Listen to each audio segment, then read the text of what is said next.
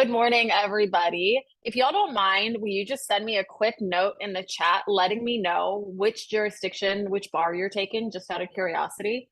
I'm always curious. So if you don't mind just letting me know which jurisdiction you're taking, I appreciate it so much. We are going to talk about MBEs today. We're going to talk about MBEs, and I am going to talk specifically about really dissecting an MBE, how to really get the most out of any MBE question that you do as practice, and also really why you should not be doing just like 50 to 100 questions a day. Like when you are taking the bar exam, you have to split your energy among the various components. If you've taken the bar exam before, even if you have taken the bar exam before, you did well on the essays, well on the PTs, but you didn't do well on the MBE, that doesn't mean you need to put all your time to the MBE. You've got to take an even-keeled approach no matter what. So first, so that's what we're going to talk about today. We're going to talk about how to do that. And I just want to introduce myself. My name is Maureen Macmanus. I am the founder and creator of BarMD. We are a full service bar prep company. It's me, and I have a whole team of people that work with me as well. But we prepare people for the UBE, we prepare people for the California bar, we prepare people for Georgia, for Florida, etc., for all the various bar exams. I have written textbooks for the UBE, for essays, for the MPT. My MPT book is coming out in 10 days. Finally, I'm so excited it's being released. That will be out in 10 days, and we will email everybody when that is released. I know that that's how a lot of people have initially found out about me, as if y'all have seen my videos on YouTube and come to my free workshops, maybe on the MPT or on the PT in general for California. I know that's really well known, but I've written materials for the essays for the UBE and for California. I've written a book with templates for how to address any essay that might be given to you. My UBE version of that book was just released last week. I've written an MBE book. So if you struggle with the MBE and you want, a lot of people, like there are good resources out there for the MBE, obviously. But the thing that is unique about my MBE book is, one, it has all the black letter law that you need. So it has the black letter law. Two, it has strategies and tips and tricks and all sorts of stuff, ways that the bar examiners like to trip you up. I have dissected every single MBE question out there numerous times. I tutored people. I've done all of it, created MBE programs, everything. And so I've done all of that. And so I took that and wrote a book. So I have all of the black letter law. With the black letter law, there are strategies and tips and tactics and all of that can help you. Then you have 410 real MBE questions that are tied to the black letter law. So it's really a structured program to help you with the MBE. And I incorporate into it, how do you use your AdaptBar, your URoll, whatever MBE program you have?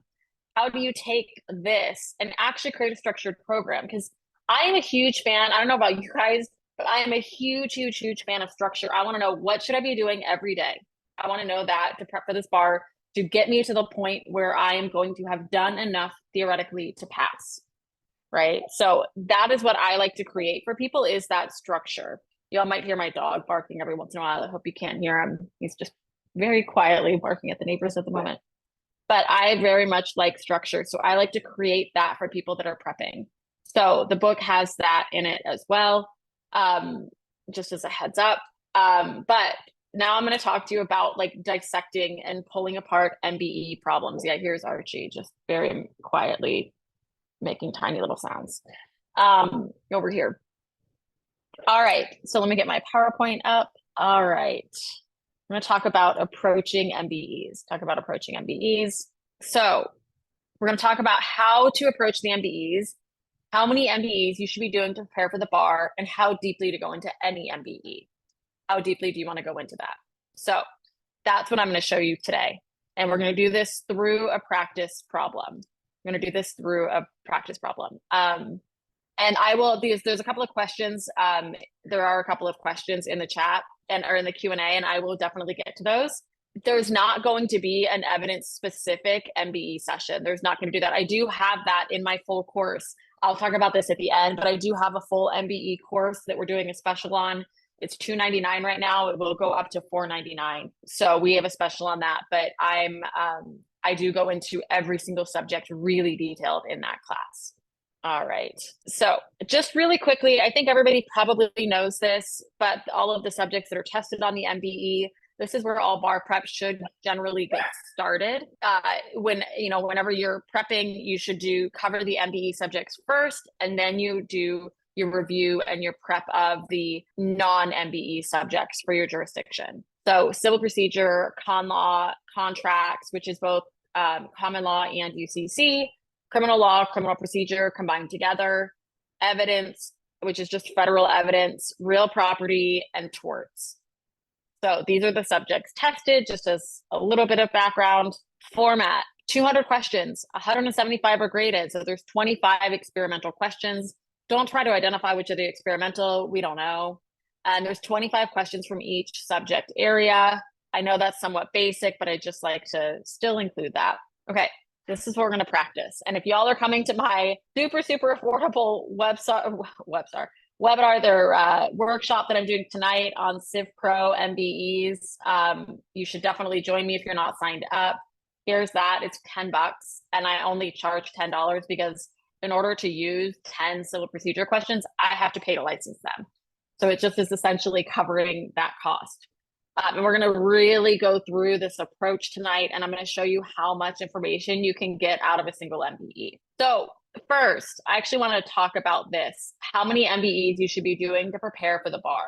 So actually, I'm going to stop sharing for this for a moment. How many MBEs should you be doing? You want to ideally, so there has been research and showed what are people that have passed the bar exam, what are people that have passed the bar exam, how many questions have they done, what generally is the threshold that needs to be done in order to get a passing score on the bar. And this is data for California, I think specifically, but I think California has a higher cut score than basically any jurisdiction other than Alaska and Delaware. So if you're doing this amount, it should be good for New York, for anywhere, Texas, should be good for anywhere. But the research demonstrates you need to do about 2,000 to 2,500 MBE questions. So 2,000 to 25 MBE questions. There are about 1,500 real MBE questions that exist. So that means you're going to be doing every real question. Your bar prep company that you are using for MBE prep should have additional questions beyond that they have written specifically because you need additional practice in civil procedure, because there are about 60 real questions on civil procedure and that's it. So there are not enough real civil procedure questions to test you on all of the concepts that you need to know and all of the ways to see that you can be tripped up regarding civil procedure questions, which is also why I wanted to do a civil procedure workshop specifically. So that's why I'm doing that tonight. And if you do come to that workshop, you'll have the recording of it along with the questions and answer explanations, and you'll have that through the duration of this bar prep cycle.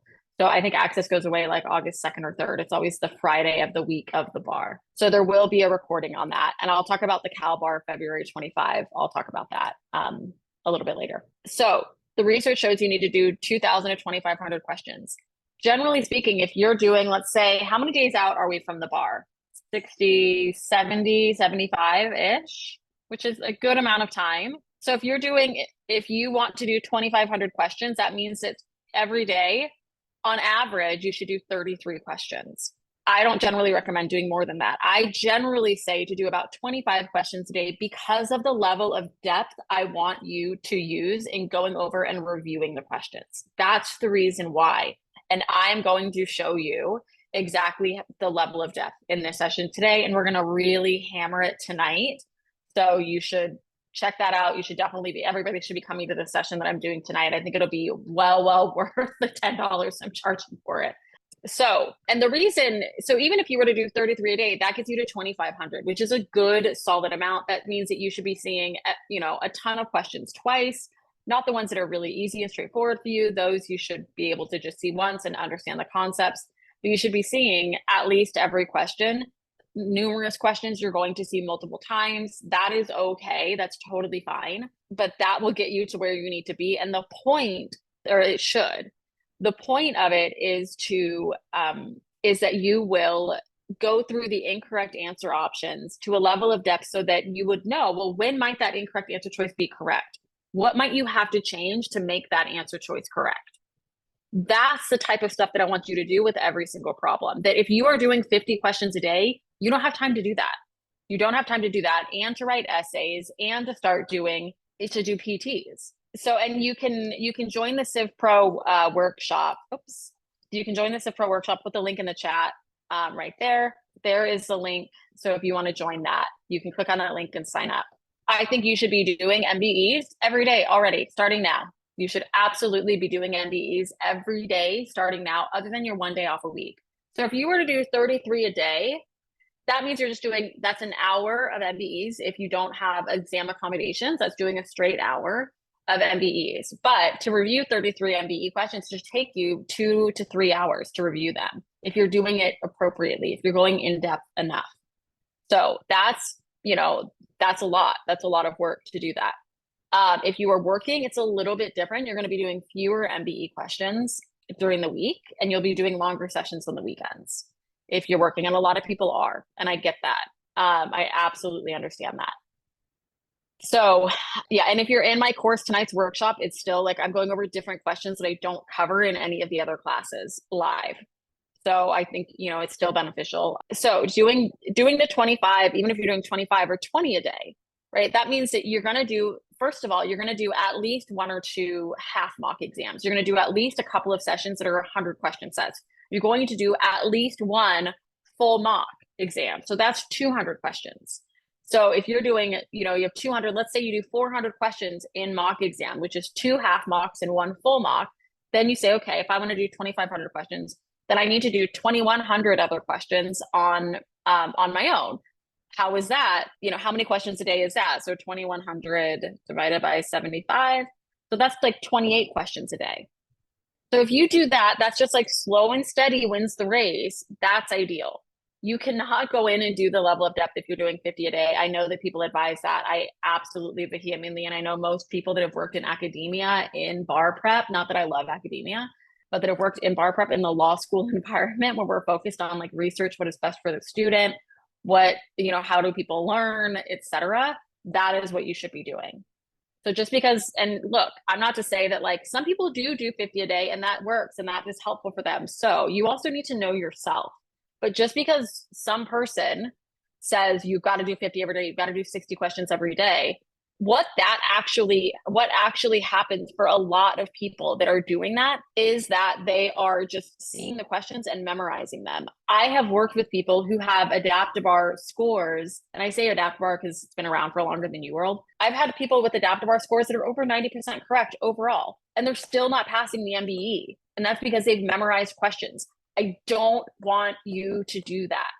So don't memorize questions. Understand why every single answer option is incorrect and use it to really review the law at a deep level. Does that make sense to everybody? And I know I'm like kind of really hammering that point, but it's critical. It's absolutely critical. And if you are just doing a quantity of questions and not going in deeply, you are not getting enough out of every question. And you really risk memorizing questions and not being able to like pull everything you need to out of each question. So I take massive issue with that. Yeah, somebody said it's 10 weeks from tomorrow, which is great. That's actually like the ideal, like a 10-week study session to prep for the bar is pretty standard. Like that's what most bar prep courses do. All right. So how do you approach MBEs? How do you need to approach MBEs? So first thing you always do every single time is you read the call of the question. And when you read the call of the question, I want you to be identifying what subject you're in and ideally what the issue is. So you're really trying to narrow in. So every single time you do a new MBE, start with the call of the question or the question stem, whatever you want to call it. Identify the subject. If you can, identify the issue. Then read through the fact pattern. Go through it slowly and deliberately. This is another reason people miss questions all the time. People get stuff wrong because they're reading too quickly and they're skipping over things. They're not giving effect to grammar and punctuation. And you have got to give effect, especially to punctuation. Really pay attention to adjectives, adverbs, any sort of emphasis that is being placed on words. If something is in quotes, if something is in offset commas, you've got to pay attention to that. you also need to make sure you're reading slowly and deliberately so that you don't have to reread the fact pattern.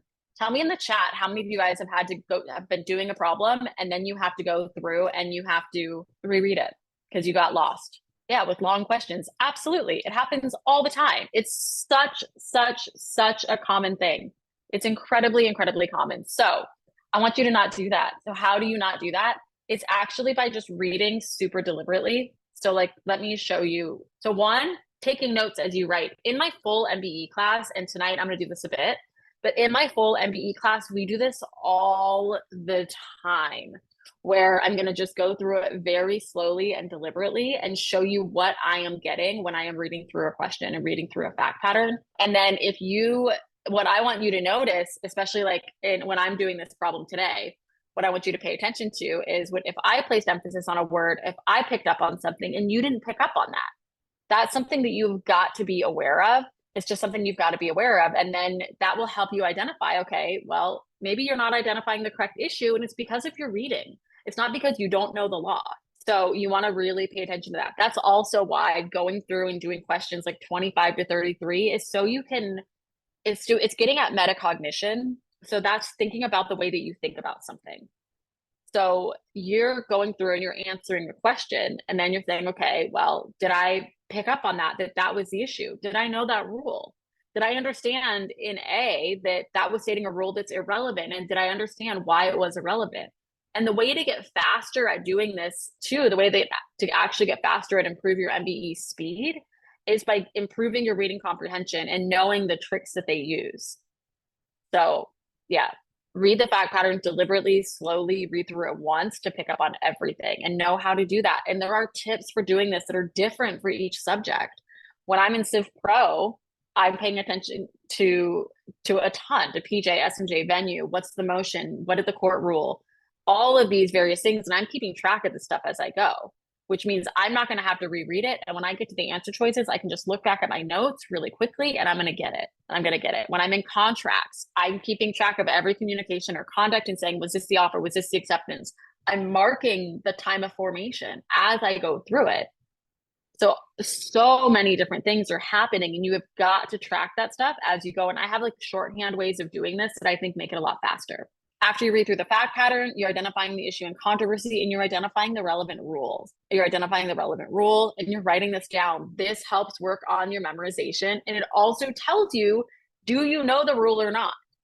Do you know the rule or not? And so that's, and if you don't know the rule, if your rule is imprecise, then you want to know that so you can work on that. And every day, you're going to do something to work with the information. So after you do your MBEs, then maybe you've identified a bunch of rules you don't know. You're going to make, I personally, and people are different, but I like to have flashcards for MBEs. Not like, I had a critical pass, I had all that stuff. I've actually, since I took the bar, I've actually helped create critical passes content. So I'm super familiar with, and I like that information. I don't think you need to make flashcards for everything for the bar. Like there's just too much. That you would have a pile that would I don't know, it's tell us the building I'm in, which is ridiculous.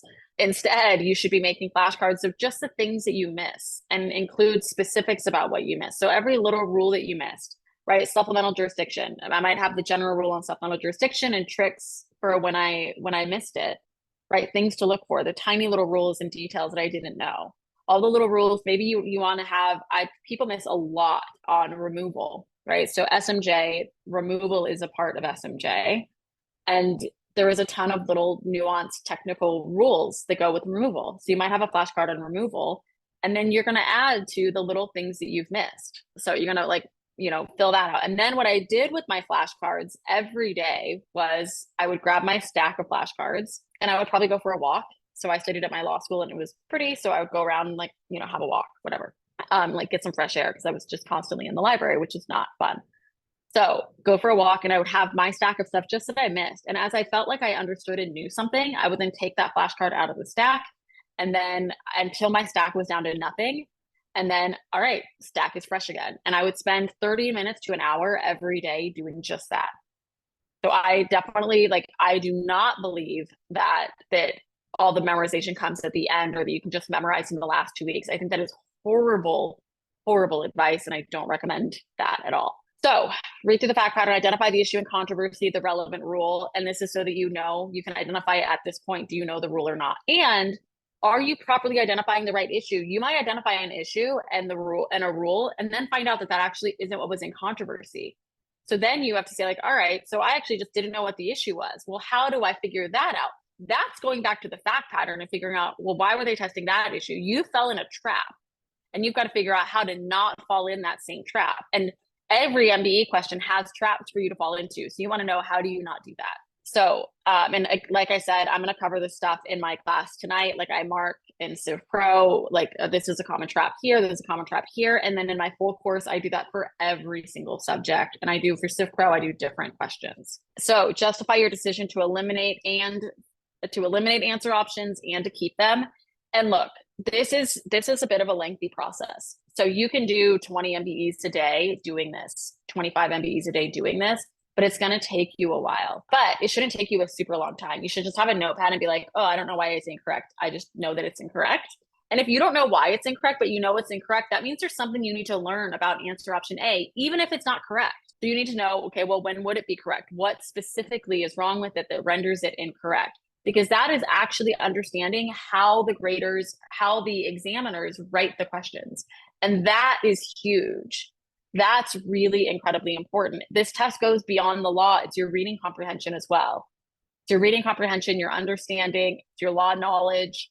It's so many different things. So you can absolutely, like a lot of the people that are like 5-10 questions away from passing, which most people that don't pass are in that range. You're not that far off.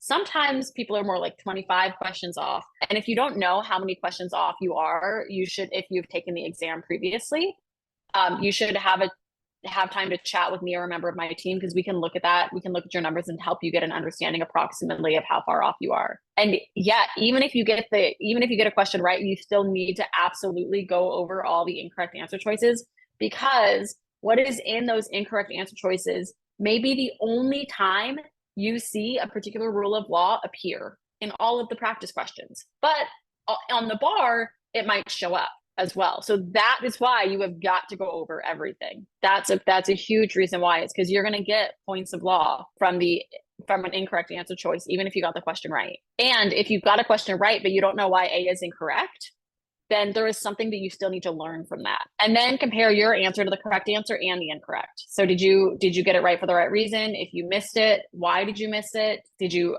identify the reason why? Was it reading comp? Was it not answering the right? Did you not know the law? Did you address the incorrect issue?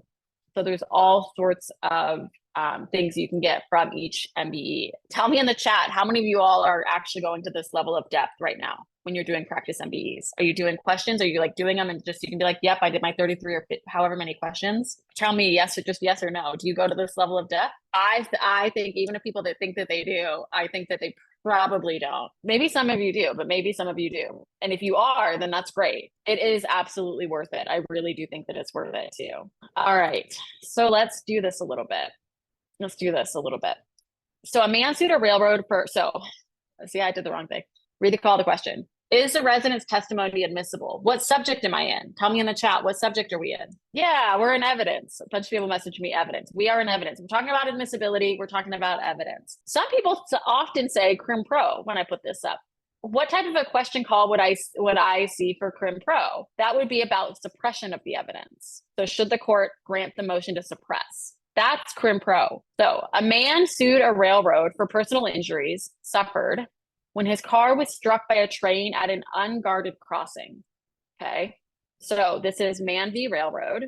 A major issue is whether the train sounded its whistle before arriving at the crossing. So there's the issue that's going on. Did they sound their whistle? If they sound their whistle, then it's a warning, right? The railroad has offered the testimony of a resident who has lived near the crossing for 15 years. Sorry, a little typo there. Although she was not present on the occasion in question. So what does that tell us? She's not testifying from personal knowledge from when she was there, but she does have personal knowledge. So she will testify that whenever she is home, the train always sounds its whistle before arriving at the crossing. So what is at issue here? What is the issue? What is a specific topic they are testing you on within evidence? Tell me in the chat. I want everybody to tell me in the chat. A lot of you are getting it, which is good. How many of you are certain of your answer?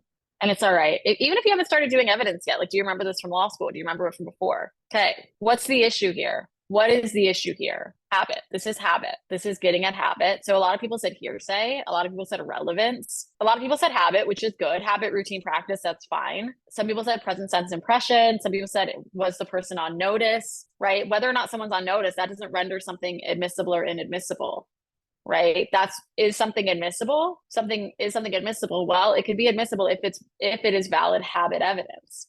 So what's the rule? Evidence of a person's habit or an organization's routine practice may be admitted to prove that on a particular occasion, the person or organization acted in accord with the habit or routine practice. So that's the rule. And, tell yourself, do you know the rule? If you jot it down, that makes this process a little bit longer, but it really helps with your memorization.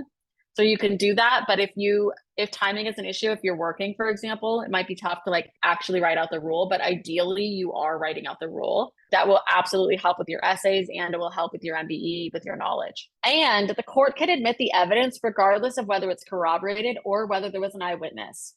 They're just like, yeah, every single time they do this, this happens. Every time they go through the crossing, they sound the whistle, right? So it's a habit of doing it. Somebody like this person who's not an employee, but somebody who just hears it all the time, they can absolutely testify as to the habit. So what's the answer? Is the resident's testimony admissible? Yeah, it's admissible habit evidence, right? It's admissible habit. Now, let me do a little poll. Hang on one second. Everybody should get this right, hopefully. Am I blocking the slides a little bit? Okay, so A, B, C, or D. I want everybody, all 58 of you here, I want everybody to answer this. Answer it in the poll if you can.